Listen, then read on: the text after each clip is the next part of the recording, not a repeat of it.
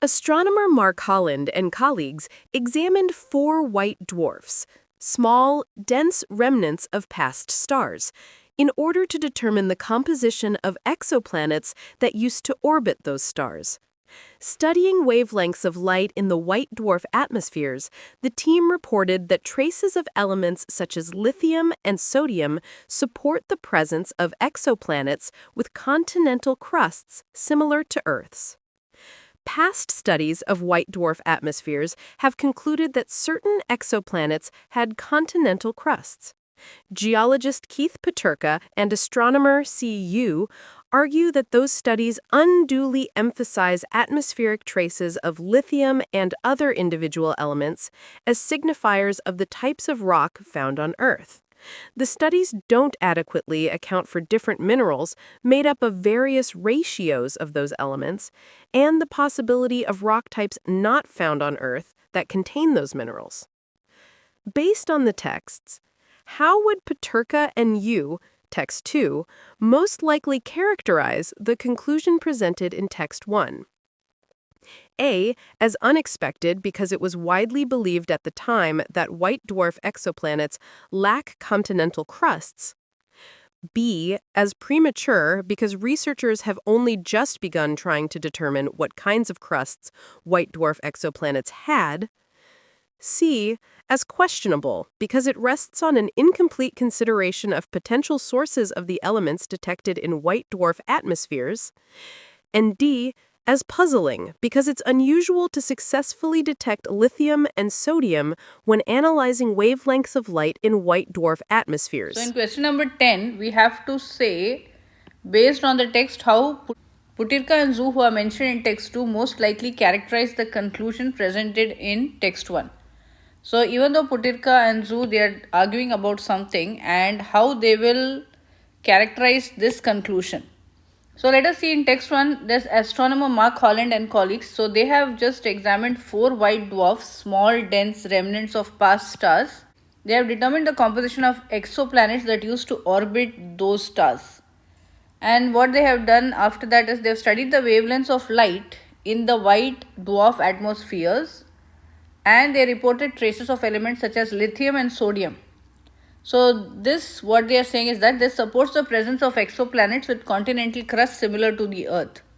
So just because of the trace of elements, they just did a little bit of a study, and based on that they are saying it is similar to Earth's. After that, in text 2, however, geologist Keith Putirka and astronomer Siyi Xu, they are arguing. They are saying that unduly emphasize on atmospheric traces of lithium and other individual elements as signifiers of types of rocks. So they are saying that the first study only emphasizes on the traces of lithium and other individual elements, and they are not seeing the correct ratio of those elements, how it can be in those rocks. Maybe those rocks are not even found on Earth. If the ratio is different, a completely new type of rock could be there.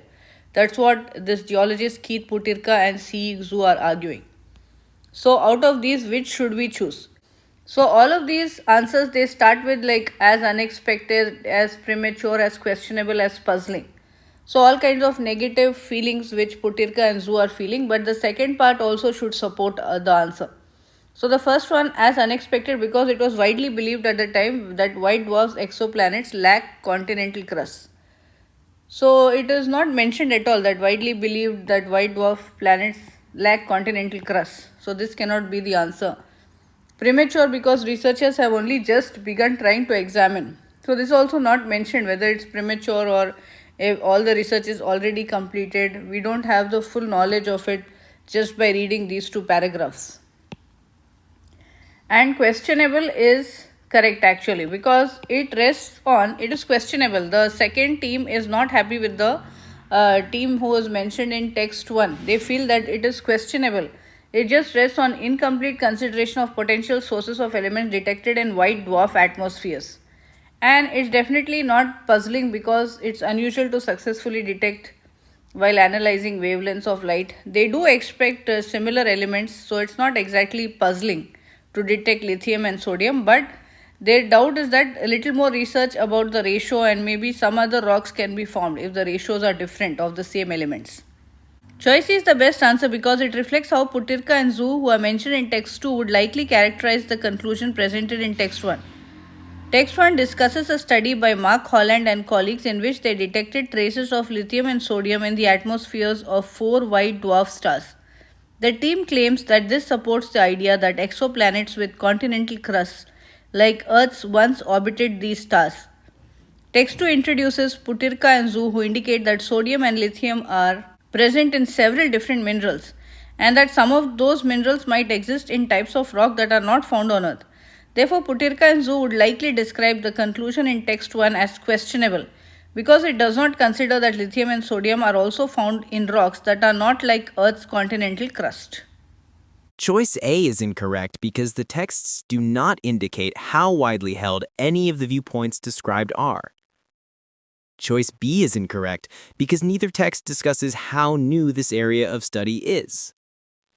Choice D is incorrect because neither text discusses how likely lithium and sodium are to be detected by analyzing wavelengths of light.